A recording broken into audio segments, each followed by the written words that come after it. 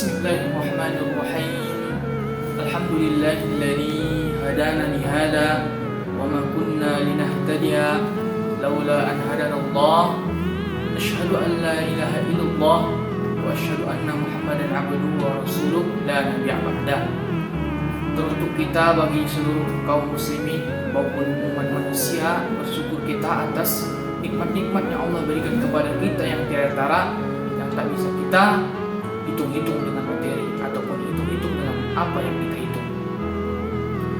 Kemudian jangan lupa pula kita kepada Nabi Muhammad, bersolawat kita dengan solawat Allahumma sholli ala sayyidina Muhammad wa ala ali sayyidina Muhammad. Teruntuk yang pertama, saya perkenalkan diri saya. Nama saya Izhar Syafawi, saya MPS 21 EHP.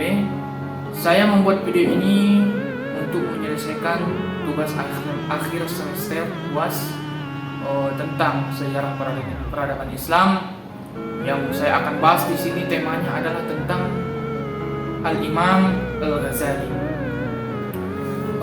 Untuk tidak memperlama, saya akan membahas dengan singkat dan terperinci. Mudah-mudahan menjadi ilmu ataupun mudah-mudahan menjadi penilaian untuk diri kita mengetahui tentang sejarah-sejarah yang ada. Baik, mari kita mulai dari yang pertama, itu adalah Imam Al-Ghazali, Hujjatul Islam Abu Hamid Muhammad bin Muhammad Al-Tusi Al-Ghazali. Lahir di Tus. Tus ini adalah sebuah kota yang berada di Khurasan, Iran pada tahun 450 Hijriah atau 1058 Masehi. Sejak kecil, Imam Al-Ghazali hidup dalam dunia tasawuf. Ia tumbuh dan berkembang dalam asuhan seorang sufi.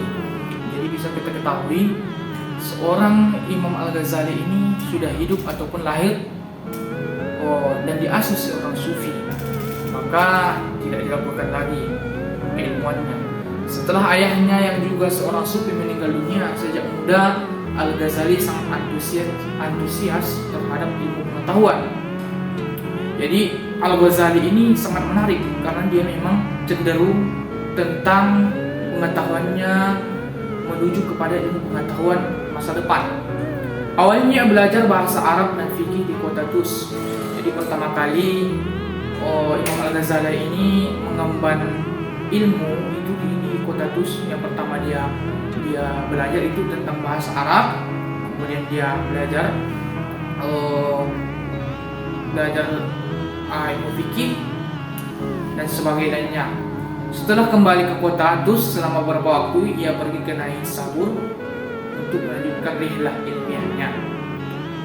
Sangat luar biasa karena memang Al-Ghazali ini belajar ilmu, dia itu pindah dari kota ke kota.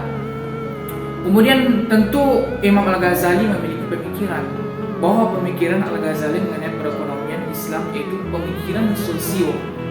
Sosio ini yang dinamakan ekonomi Al-Ghazali berakar dari sebuah konsep yang disebut sebagai fungsi kesejahteraan sosial. Al-Ghazali telah mengidentifikasikan semua masalah baik yang berupa masalih ataupun yang disebut dengan utilitas, manfaat maupun mafasid, yang disebut juga disutilitas kerusakan dalam meningkatkan kesejahteraan sosial. Jadi Imam Al-Ghazali ini memang cenderung dia sosialnya sangat luar biasa ya kaum muslimin. Kemudian menurut Al-Ghazali kesejahteraan masalah dari suatu masyarakat tergantung kepada pencarian dan pemeliharaan 5 tujuan dasar, yakni agama, al-din, hidup atau jiwa, nafas, keluarga atau keturunan, nasab, harta atau kekayaan, mal, dan intelek atau akal. Mayoritas pembahasan Al-Ghazali mengenai berbagai pembahasan ekonomi terdapat dalam kitab Ihya Ulum al-Din.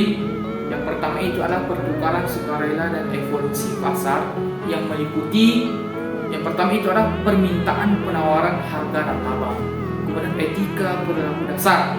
Jadi di sini dikatakan dasar dari pertukaran sukarela itu adalah etika perilaku dasar, permintaan tentang penawaran harga dan laba.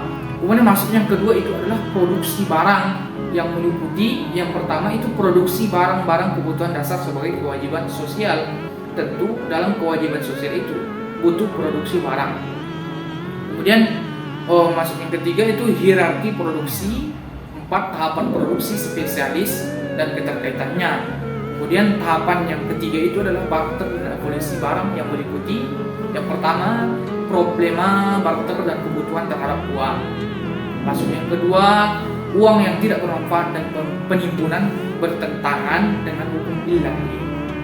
Jadi suatu penimbunan yang tidak bermanfaat itu bertentangan dengan hukum ilahi yang tidak disesuaikan dengan barter dan evolusi barang yang meliputi. Kemudian yang keempat, yang terakhir itu adalah peran negara dan keuangan publik, yaitu meliputi kemajuan ekonomi melalui keadilan. Jadi kemajuan ekonomi itu, saudaraku yang dirahmati Allah Subhanahu wa taala, tentu harus adanya keadilan. Setelah ada keadilan, tentu ada kedamaian. Setelah ada kedamaian, tentu ada stabilitas. Setelah stabilitas, keuangan publik. Jadi keuangan publik ini sumber dari negara, utang publik dan pengeluaran publik.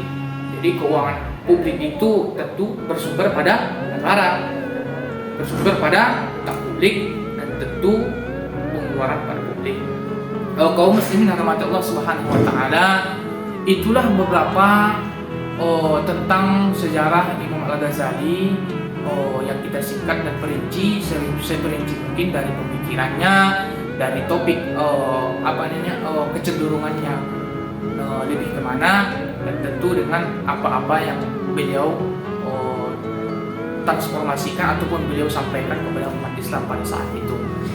Baik, mudah-mudahan apa yang saya sampaikan menjadi suatu tambahan ilmu ataupun suatu pemikiran-pemikiran Imam Al-Ghazali yang bisa menjadi amal jariah ataupun yang menjadi pahala pengetahuan kepada kita semua. Lebih dan kurangnya ataupun kurangnya datangnya dari saya sendiri, lebihnya itu datangnya dari Allah Subhanahu wa taala. Saya Izhar Syafawi dalam tugas terakhir sejarah peradaban Islam pamit undur diri. Mudah-mudahan kita semua dirahmati Allah Subhanahu wa taala. Assalamualaikum warahmatullahi wabarakatuh.